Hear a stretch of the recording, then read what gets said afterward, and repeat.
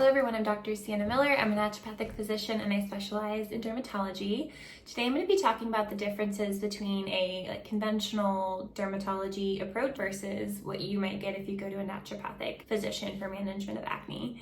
A little background on my experience and training. I worked as a medical scribe at a dermatology clinic after college, and I've seen hundreds of cases managed through a conventional approach, which uses primarily pharmaceuticals. And on the other hand, I am a naturopathic physician and I specialize in dermatology, so I have also seen hundreds of acne cases, and I'm going to be talking about my general approach. I also am trained in pharmacology from school, so I'm very well versed in the pharmaceuticals that are used to manage acne. I do want to say this is based on my training and education and personal experience and the way I do things, and the approach may differ depending on which provider you see. However, the pharmaceutical approach and just like standard of care for management of acne, as far as that goes, is pretty much going to be the same wherever you go.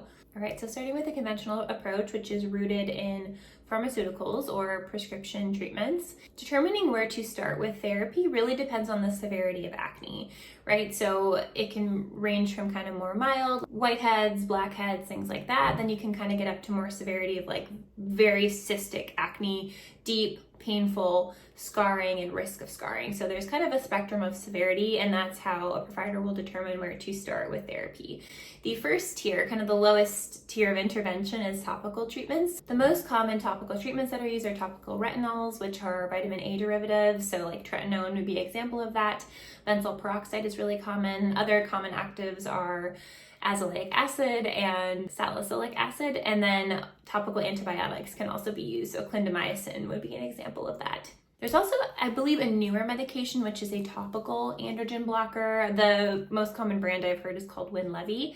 I've had a couple patients who have tried this now, and I've seen mixed results. I think it can work for some people, and then other people it's caused acne to get a little bit worse, or just hasn't really made much of a difference. But I believe that's a newer medication, at least since I worked in a dermatology clinic and went through school. The next tier would be oral medication. So if a patient has tried and failed multiple topicals, or sometimes a provider will prescribe a topical plus an oral medication, that's really a common pairing that you'll see. Examples of oral medications include hormonal birth control pills, spironolactone, which reduces androgen levels, so like testosterone and DHEA, and then oral antibiotics such as doxycycline. Those are kind of the next tier of oral medications that providers will use. And then kind of the final option, if acne is very severe and the risk of scarring is very high, or patients have tried and failed these other interventions, the next option is isotretinoin or Accutane, which is an oral vitamin A derivative. Isotretinoin works to reduce oil production in the body, which obviously helps reduce sebum production at the follicular level where acne is present, but it also reduces oil production everywhere else. So it can cause a lot of dryness, flaking, peeling, itchy skin, as well as many other systemic side effects. It's a very intense medication, as some of you probably know. There's a program called iPledge, which basically you sign to confirm you know the potential side effects. You agree to be on 2 forms of birth control at all time and follow up once monthly. Probably the biggest side effect of isotretinoin and why you have to be on 2 forms of birth control at all time is that it's extremely teratogenic, which means it is harmful to a developing fetus. I'm not against Accutane by any means. I think it can be life-changing for some people, and depending on the severity of acne and just if that seems like the right option for the person, I 100% understand why people would do that. I went through acne struggles myself. I understand what it's like to struggle with acne and how detrimental it can be on especially mental health. All right, that's a general overview on the pharmaceutical approach to acne. Now I'm going to talk about my approach as a naturopathic physician. I want to start by saying I use pharmaceuticals. My job with anything, not just skin, but when I was doing primary care and with dermatology, I like to make sure patients are aware of all their options. So if they want to talk about pharmaceuticals, I'm happy to counsel them on all the options. I will say I rarely have patients come to see me whose acne is at a severity where I think we need to absolutely start with an oral medication or recommend isotretinoin for them. Typically, I'm seeing patients who have tried a lot of these things, if not all of these pharmaceuticals, and they're coming to me because they want another approach or they'd like to avoid those medications.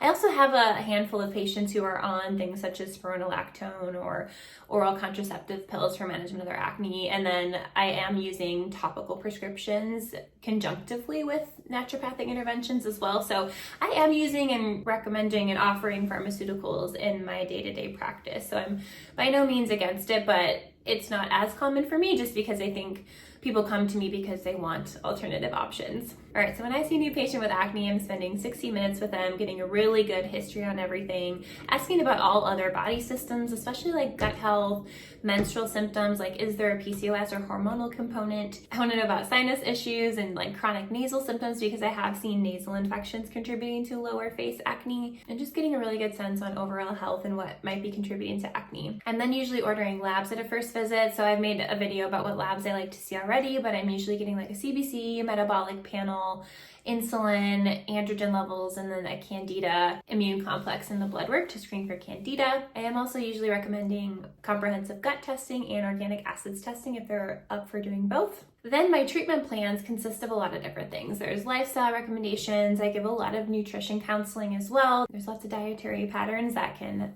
help support acne and gut health. And then I do counsel on foods that can trigger acne or make it worse for some people. I'm also recommending some topical products. There's certain steps of the skincare routine that I think are essential for everyone to have. I'm counseling on over-the-counter and pharmaceuticals as far as topicals go, and deciding with my patient what's going to work best for them. Some people come in to me and they're already on some topicals and they don't want to make any changes, and that's fine too. Then usually as a starter plan for acne, I'm usually starting with a supplement with various nutrients in it to help reduce sebum production. So examples of this are zinc and vitamin B5.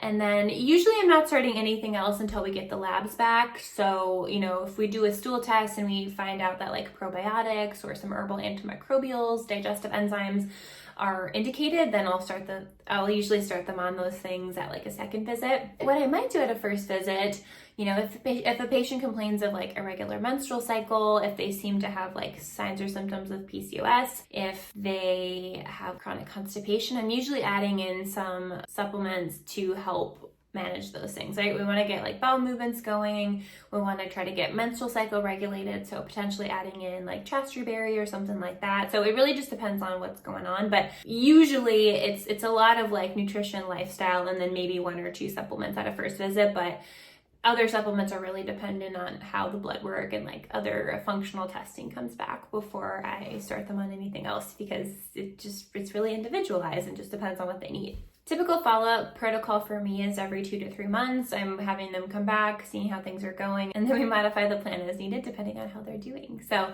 anyway, that is my general approach as a naturopathic doctor and how it might be similar and differ from a conventional approach. I hope that was helpful. Let me know if anyone has any questions down below and any future video requests. Please subscribe to my channel if you enjoyed the video, give it a thumbs up, and I will see you in my next video. Bye.